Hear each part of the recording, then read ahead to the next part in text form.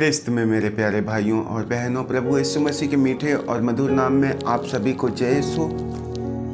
आइए हम लोग आज प्रभु के पावन और जीवंत वचन पर मनन चिंतन करते हैं। जो प्रभु हमारे और आपके हृदय का स्वामी है, जो हर एक के हृदय में बसता है, वही प्रभु आज हमारे और आपके बीच में उपस्थित और विराजमान है। उन्होंने अपने पावन वचन में कहा हुआ है कि विश्वास करने वालों के लिए कुछ भी असंभव नहीं है। और हम विश्वास करते हैं कि यीशु मसीह मनुष्य बनकर के इस जगत में आए। उन्होंने अपने शरीर में दुख सहा, अपमान सही, निंदा सहा, तिरस्कार सही।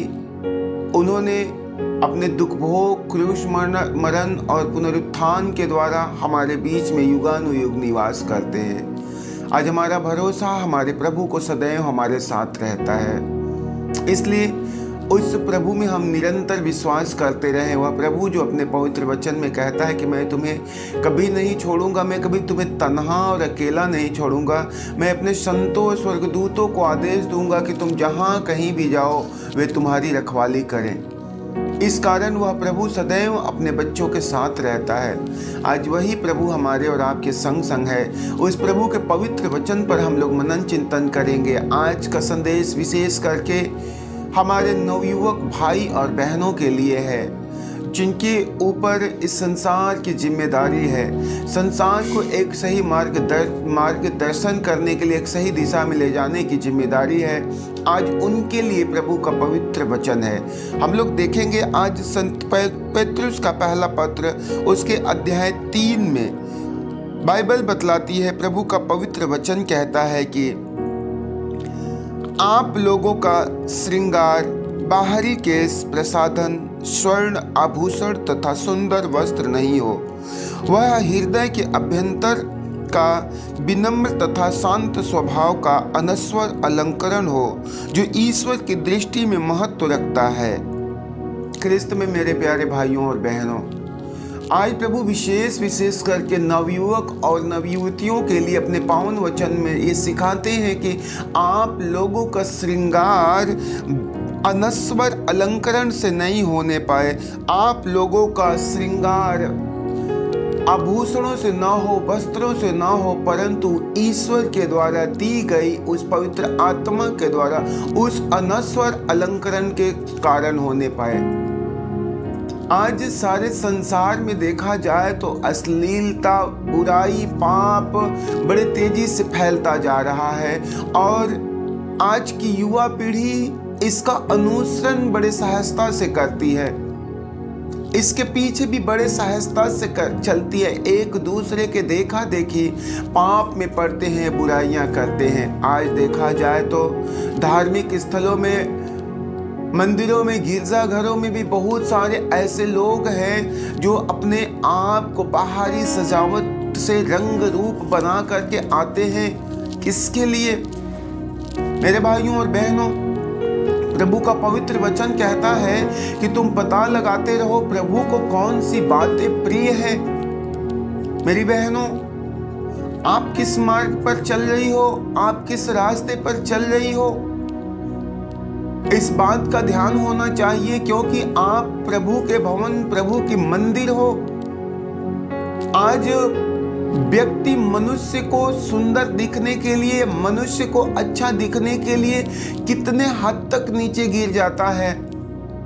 छोटे छोटे कपड़े पहन लेते हैं, छोटी उम्र में अपने आप को मेकअप करते हैं, दुनिया भर के तामझाम कर लेते हैं। किसे खुश करने के लिए, किसे प्रसन्न करने के लिए।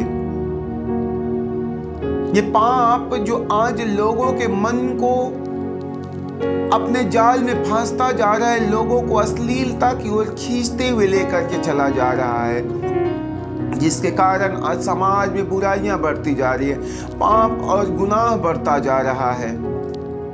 आपको क्या लगता है?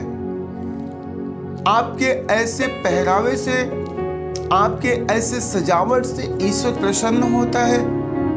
ईश्वर खुश होता है? कतई नहीं मेरे भाइयों और बहनों। प्रभु आपके ऐसे सजावट, ऐसे रंग रूप से प्रसन्न नहीं होता है। प्रभु ने कहा हुआ है कि वह प्रभु हृदय के अभ्यंतर का विनम्र तथा शांत स्वभाव का अनश्वर अलंकरण हो, जो ईश्वर की दृष्टि में महत्व रखता है। विनम्र और शांत स्वभाव का अलंकरण हो, जो ईश्वर की दृष्टि में महत्व रखता है। हमें अपने शरीर को सजाने की जरूरत नहीं, हमें अपने हृदय को, अपनी आत्मा को सजाना है, क्योंकि प्रभु का पवित्र वचन कहता है कि मेरा बेटा, मेरी बेटी, तेरा शरीर ईश्वर का पवित्र मंदिर है। प्रभु ने कहा हुआ है कि पवित्र बनो, क्योंकि तुम्हारा स्वर्गीय पिता पवित्र है। हमें अपने चाल चलन में, अपने आचरण में, बोली और व्यवहार में अपने आप को पवित्र बनाना है, क्योंकि प्रभु का पवन वचन कहता है कि धिक्कार उस मनुष्य को जो एक दूसरे के लिए पाप का कारण बनता है। तो मेरी बहनों, विशेष करके अपने आप को, अपने चाल चलन, अपने ओढ़ने, अपने पहरावे, अपने ढंग, अपने तौर तरीके पर विशेष ध्यान देना, क्योंकि प्रभु आप पर निरंतर दृष्टि रखता है। यदि आपके कारण कोई व्यक्ति पाप में गिरता है, आपके कारण कोई व्यक्ति गुनाह में गिरता है, तो प्रभु कहता है कि धिक्कार ऐसे मनुष्य को। हमें उस ईश्वर के वचन पर चलने की जरूरत है, हमें उनकी आज्ञा का पालन करने की जरूरत है। मेरे भाइयों और बहनों, प्रभु किसी मनुष्य के अच्छे वस्त्र, अच्छे कपड़े से प्रसन्न नहीं होता। हम लोग प्रभु का पावन और जीवंत वचन को देखेंगे। जो प्रभु सर्वोच्च और सर्वशक्तिमान है, वही प्रभु आज हमारे और आपके बीच में विराजमान है। वह प्रभु कैसे लोगों से प्रसन्न रहता है, कैसे लोगों से खुश रहता है। आजकल देखा जाए तो बहुत सारे भाई अपने आप को अजीब अजीब तरह के कपड़े पहनते, अजीब तरह से बालों को कटाते हैं, अजीब तरह के चाल चलन में रहते हैं। क्यों? एक दूसरे को इम्प्रेस करने के लिए, एक दूसरे के ध्यान को आकर्षित करने के लिए। प्रभु इन बातों से कोई दिलचस्पी नहीं लेता है कि आप संसार में कैसे हैं। प्रभु विशेष करके इस बात की ओर ध्यान देता है कि आपका हृदय कैसा है, आपका मन कैसा है। प्रभु इस नासवान शरीर, नासवान वस्त्रों की ओर ध्यान नहीं देता, परंतु अनंत कालिक बने हुए हृदय की ओर, अनंत काल के लिए बने रहने वाली आत्मा की ओर प्रभु दृष्टि लगाता है, निगाहें रखता है। हम लोग देखते हैं संत लूकस का सुसमाचार उसके अध्याय 7 पद संख्या 36 में कि किसी फरीसी ने ईसा को अपने यहाँ भोजन करने का निमंत्रण दिया। वे उस फरीसी के घर आकर भोजन करने बैठे। नगर की एक पापनी स्त्री को इस बात का पता चला कि ईसा फरीसी के यहाँ भोजन कर रहे हैं। वह संगमरमर के पात्र में इत्र लेकर आई और रोती हुई ईसा के चरणों के पास बैठ गई। उसके आंसू उसके चरण भिगोने लगे, इसलिए उसने उन्हें अपने केसों से पोंछ लिया, उनके चरणों को चूम चूम कर उन पर इत्र लगाया। जिस फरीसी ने ईसा को निमंत्रण दिया था, उसने यह देखकर मन ही मन कहा, यदि यह आदमी नबी होता तो यह जरूर जान जाता कि जो इसे छू रही है वह स्त्री कौन और कैसी है। क्रिस्त में मेरे प्यारे भाइयों और बहनों, आज के इन कुछ वचनों पर जब हम लोग ध्यान देते हैं तो लिखा हुआ है कि एक स्त्री प्रभु के पास में आती है और प्रभु के पैरों के पास बैठ करके वह आंसू बहाती है। वह अपने बाल से उनके पैर को पोंछती है, उनके पैरों पर इत्र उंडेलती है, उनके पैरों को चूमती है। मेरे भाइयों और बहनों, एक स्त्री के लिए हम लोग इसके आगे की पंक्तियों में पढ़ते हैं तो वहां पर लिखा हुआ है कि वह स्त्री एक व्यभिचार करने वाली थी, एक वेश्या स्त्री थी। गैर पुरुष, गैर मर्दों के साथ उसके नाजायज रिश्ते रहा करते थे। लेकिन वह स्त्री अब प्रभु के पास आती है, यीशु के पास आती है और उनके चरणों के पास बैठ कर के लगातार रोए जा रही है, लगातार आंसू बहाए जा रही है। उसके आंखों से बहते हुए आंसू यीशु के चरणों पर पड़ते हैं और उनके चरण भीग जाते हैं। वह अपने बाल से उनके पैर को पोंछती है और उन पैरों पर इत्र उंडेल कर उसको चूमती रहती है। अब हम लोग इस बात को गहराई से ध्यान देंगे कि एक वेश्या का काम क्या होता है, वह कैसे दूसरे गैर पुरुषों को, गैर मर्दों को फांसती है, कैसे उन्हें पाप में गिराती है। मेरे भाइयों और बहनों, वे अपने आप को अच्छे से सजा करके रखती है, अपने आंखों में अच्छे से काजल लगाती है, अपने होठों को अच्छे से लिपस्टिक के द्वारा उसको सजाती है, अच्छे से रंग पेंट करके अच्छे से अपने बदन पर इत्र उंडेल कर अपने आप को मनमोहक और आकर्षक बना करके रखती है। लेकिन वह स्त्री प्रभु के पास में आती है और प्रभु के पास निरंतर रोए जा रही है, अपने आंखों के काजल को यीशु के पैरों पर बहा देती है और अपने बाल को जो लोगों को आकर्षित करने के लिए सजाती है, उसी बाल से वह यीशु के पैर को पोंछती है। अपने होठ को जो दूसरों को चूमने के लिए इस्तेमाल करती है, वही होठ अब यीशु के पैरों को चूमने का काम करती है।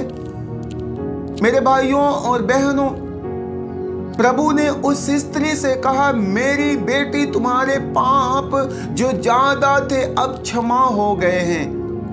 अर्थात प्रभु को एक व्यक्ति का हृदय प्रिय लगता है, प्रभु को एक व्यक्ति का आत्मिक सजावट, आत्मिक सुंदरता अच्छा लगता है। इससे पहले वह स्त्री जब प्रभु के पास आई, प्रभु ने उससे नहीं कहा कि तुम्हारे पाप क्षमा हो गए, या प्रभु ने उसकी किसी सांसारिक शारीरिक सुंदरता की सराहना नहीं की, परंतु जब उसने अपने आप को प्रभु के चरणों में डाल देती है, प्रभु के वचन के अनुसार अपने आप को तैयार करती है, तब बाइबल बतलाती है कि प्रभु ने उस स्त्री से कहा कि इस स्त्री ने मुझसे अत्यधिक प्रेम दिखाया। उस स्त्री के विषय में प्रभु ने कहा कि इस स्त्री ने मेरे संग अत्यधिक प्रेम किया। प्रभु को क्या प्रिय है। आज आप अपने आप को सुंदर मत बनाने के चक्कर में फंसे रहिए। ये शैतान का चाल है जो आपको इस बुराइयों में, इस धोखे में फंसा करके रखता है। मेरे भाइयों और बहनों, प्रभु की दृष्टि आपके शरीर पर नहीं रहता, प्रभु की दृष्टि आपके हृदय पर रहती है, आपके मन पर रहता है, आपके अच्छे सोच विचार पर रहता है। इसलिए अपने आप को सुंदर बना करके रखना। आप प्रभु को प्रिय लगो, मनुष्य के चक्कर में पड़ने की जरूरत नहीं है। आप जब प्रभु को अच्छे लगोगे, आप मनुष्य को भी अच्छे लगोगे, आप एक एक मनुष्य को भी प्यारे लगोगे। इसलिए आज तक जितने लोग अपने आप को सुंदर सजा करके एक दूसरे मनुष्य को आकर्षित करने के लिए, आजकल हमारी बहन लोग अधिकांशतः छोटे छोटे उम्र में भी अपने आप को अजीब ढंग के कपड़े पहनती और अजीब अजीब ढंग के मेकअप करती हैं। वे एक दूसरे के ऊपर अपनी सुंदरता को फैलाती हैं, लोगों को पाप करने के लिए, गुनाहों में गिरने के लिए विवश करती हैं। और यही कारण है कि आज संसार में देखा जाए तो चारों तरफ अश्लीलता, व्यभिचार बढ़ता जा रहा है, पाप बढ़ता जा रहा है। आज प्रभु ऐसे एक एक लोगों से कहता है कि तुम्हारी सुंदरता बाहरी रंग रूप, बाहरी पहरावा या आभूषण नहीं होने पाए। आप अपने आप को अच्छे अच्छे कपड़ों से सजाने की कोशिश में मत उलझे रहिए। आप अपने आप को सुंदर जेवर से सजाने की कोशिश में मत फंसे रहिए। अपने आप को मेकअप में फंसा करके मत रखिए। मेरे भाइयों और बहनों, आपके अंदर में ईश्वर की सभ्यता, उसकी शालीनता, उसका विनम्रता, उनकी शांति आपका आभूषण होने पाए और आपके द्वारा एक दूसरे को सीखने का मौका मिले, न कि आपके ऐसे बुरे कामों के द्वारा एक दूसरा व्यक्ति भी पाप में गिर जाए।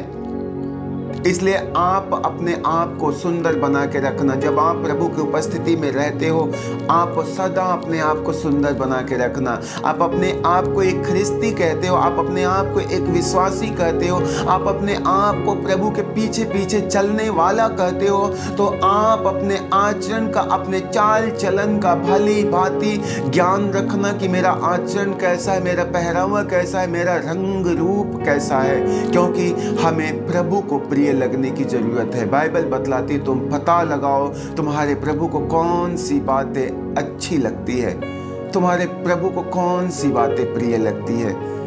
मेरे प्यारे भाइयों और बहनों, मैं आशा करता हूं कि आज का वचन आप लोगों को समझ में आया होगा और आप सभी लोग आज से प्रभु के वचन पर चलना आरंभ करेंगे। आप एक दूसरे के लिए पाप का कारण मत बनना। आप ईश्वर के भवन हो, आप ईश्वर के मंदिर हो, इसलिए अपने आप को शुद्ध और पवित्र बना के रखना और सदा सर्वदा युगानुयुग प्रभु के उपस्थिति में बने रहना। आप सभी को जय सो।